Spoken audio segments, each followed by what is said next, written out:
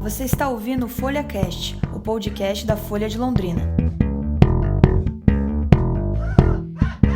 A prova do Enem. Londrinense se torna mãe aos 61 anos. Londrina tem 13 empresas dentre as 500 maiores do país. Um momento delicado em que atravessa o Tubarão. Fábio Carilli não é mais o técnico do Timão. E a repercussão da fala de Eduardo Bolsonaro sobre o AI-5, enquanto o governo apagava um incêndio causado pela reportagem da Globo.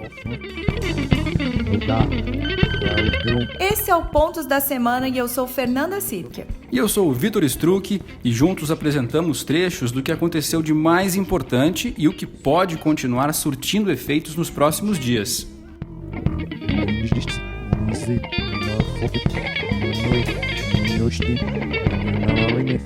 A democratização do acesso ao cinema no Brasil. Este foi o tema exigido para a redação da prova do Enem, realizada neste domingo em todo o país. A Simone Salles, repórter aqui da Folha, trouxe para você a opinião de alguns estudantes e professores de Londrina. Para muita gente, o assunto foi bastante desafiador e surpreendente. Já as questões do primeiro dia abordaram direitos humanos, violência contra a mulher, racismo, refugiados, escravidão e discurso de ódio nas redes sociais.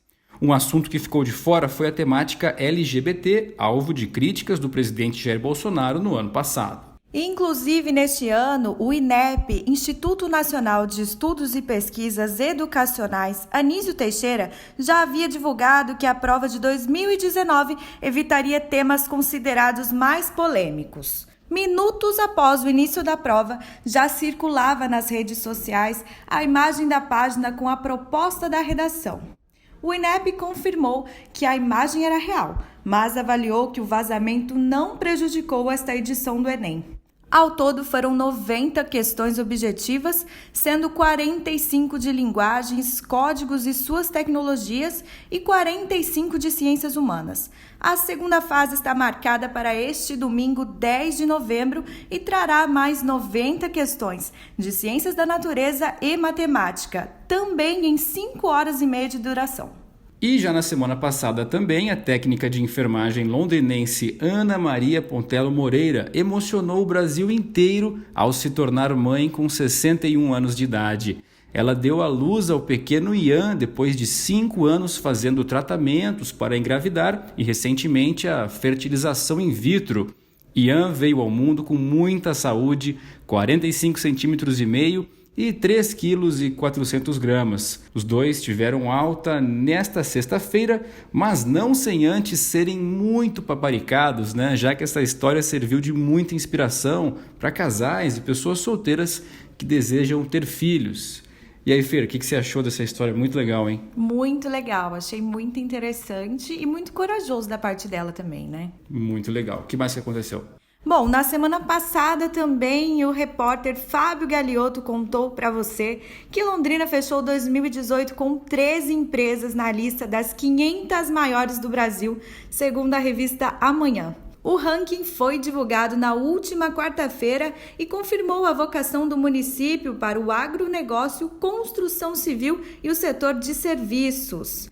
E 3 empresas apareceram pela primeira vez na lista. Foram elas a distribuidora de insumos e grãos Bela Agrícola, a cooperativa financeira Cicobi Ouro Verde e o grupo Norpav de atacado e varejo de veículos. E o link desta reportagem com todos os detalhes você confere na descrição do Pontos da Semana. E uma notícia que já não foi tão agradável, nós lembramos para você que o final de semana registrou a morte de uma jovem de 19 anos. Isabela Bueno sofreu uma parada cardiorrespiratória após passar mal em um bar com amigos na Avenida Madre Leônia Milito. Segundo a comanda do estabelecimento, a jovem havia ingerido um pouco de cerveja e energéticos. Um familiar da Isabela informou que ela já havia sido diagnosticada com arritmia cardíaca leve, ainda na infância, mas que isso não inspirava maiores cuidados. Ela trabalhava em uma farmácia e estudava para ser técnica em enfermagem. Muitos amigos prestaram homenagens nas redes sociais. Vamos falar um pouquinho de esporte agora, do nosso Tubarão. E o Lúcio Flávio Cruz trouxe para você a preparação do Londrina Esporte Clube para o jogo contra o Atlético Goianiense, nesta terça-feira.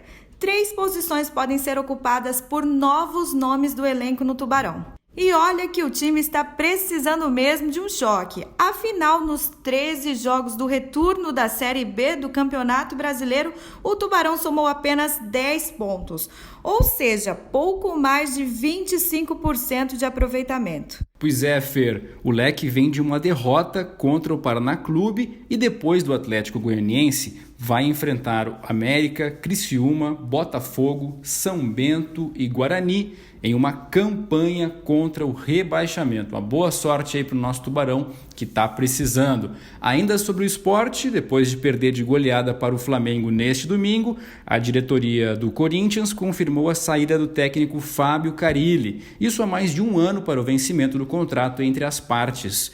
O clima já não era nada bom no vestiário do Timão, pelo menos desde a derrota para o CSA, e a crise ganhou corpo com uma sequência de 8 jogos sem vitória. E lembrando que Carille chegou em 2009 para ser um auxiliar de Mano Menezes e assumiu o time no início de 2017.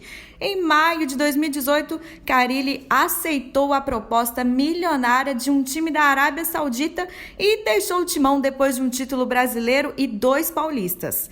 Mas ele retornou em dezembro do mesmo ano e conseguiu conquistar mais um título paulista. Junto com ele, deixam o clube o auxiliar Leandro da Silva e o preparador físico Valmir Cruz. Agora, o técnico do time sub-20, Diego Coelho, será o interino no jogo contra o Fortaleza nesta quarta-feira.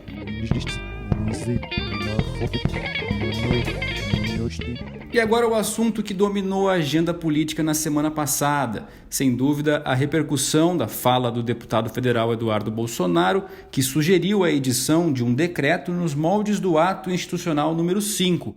E isso se a esquerda radicalizar. A gente lembra para você que o AI-5 foi a medida mais radical da ditadura militar e possibilitou até a perda de mandados de parlamentares, aposentadorias de servidores, a extinção de garantias constitucionais e, de certa forma, institucionalizou a tortura. O contexto da fala de Bolsonaro, que no dia seguinte já pediu desculpas, foi quando questionado pela jornalista Leda Nagli sobre as manifestações registradas em diversos países da América Latina.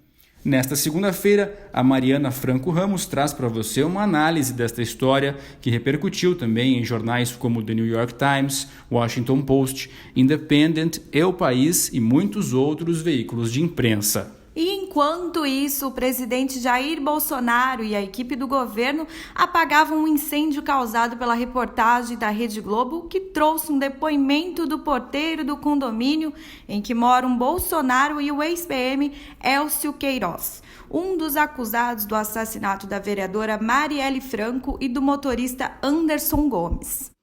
O porteiro disse que seu Jair liberou a entrada do ex-PM para ir até a casa de Bolsonaro no condomínio Vivendas da Barra no mesmo dia em que Marielle e Anderson foram assassinados. No entanto, Elcio Queiroz seguiu em direção a outra casa. E a reportagem da Globo também destacou que Bolsonaro estava em Brasília neste dia.